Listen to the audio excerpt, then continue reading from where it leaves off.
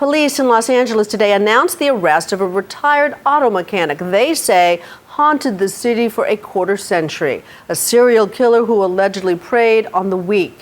As Neil Karlinski reports, they may have his son's DNA to thank. Tonight, across Los Angeles, a handful of families are breathing a sigh of relief they've been holding in for nearly a quarter century. Well, I'm joyful that that they have captured this guy, and they say they linked it through DNA, so we definitely got the right guy. So it's definitely going to bring my family some closure. In September of 1988, 18-year-old Alicia Monique Alexander went to the liquor store near her house and never came home. Her body, murdered and raped, was found a few days later.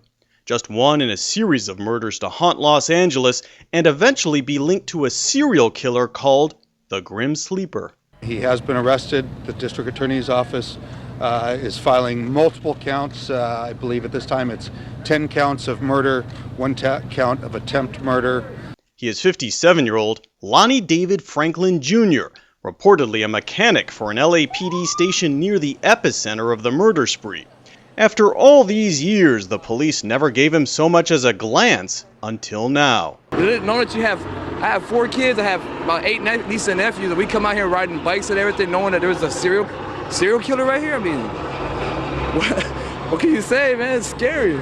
The arrest was a long shot even by cold case detective standards. Because the suspect was clean, he had no DNA to match as part of a massive million-sample sweep of the state's felon database. Enter a technique called familial DNA. When the suspect's son was reportedly arrested in another matter and swabbed for DNA, detectives were blindsided by what they say was a partial match linking back 2 decades to the Grim Sleeper case. That link from a son to his father broke the case. It's the tenacity of these detectives in conjunction with the assistance of technology, i.e. DNA, that got them to the end of this road. If you've never heard of the Grim Sleeper, you're not alone. The LAPD didn't piece together the string of murders as the work of a serial killer for nearly 2 decades. Nightline went inside the investigation with cold case detectives last year.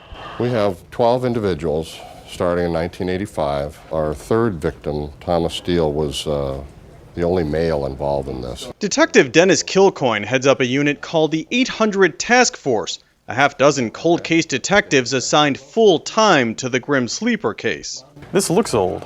It is old. 1987. 1987.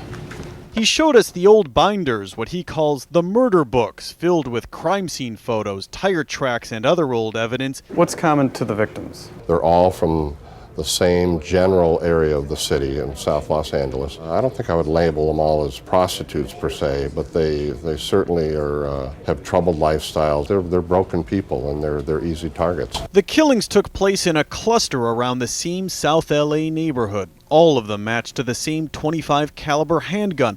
All of them matched to the same DNA, generally saliva taken from the victim's breasts.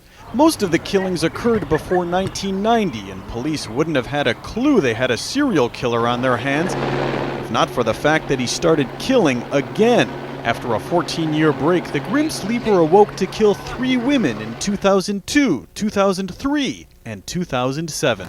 Well, we became aware of it right around April of 2007, and we realized that there was a serial killer because of the DNA hits we started getting. So we get those hits, and we're like, whoa. That's when we start digging it. Detective Bill Fallon showed us the alleys and tough South LA neighborhoods where the killer hunted his prey back when Detective Fallon was just a rookie on the force. A transient was walking down this alley looking for cans and bottles, and he started digging in that dumpster, and he saw our victim. Right here. Right here, right where the chain is hanging on the gate.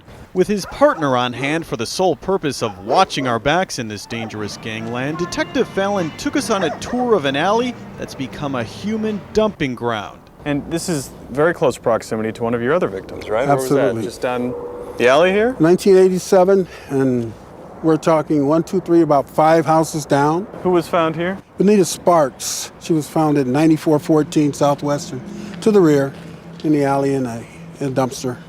Police started aggressively pursuing the cold case last year, putting up this billboard with the faces of the dead and a record $500,000 reward for information. And they released a 20-year-old 911 call, a witness to the dumping of victim Barbara Ware's body. Yes, I'd like to report a murder, a dead body or something. But it wasn't tips that broke this case, it was science. Tonight, cold case detectives will have renewed hope that other impossibly old cases can be cracked too. I'm Neil Karlinski for Nightline in Los Angeles.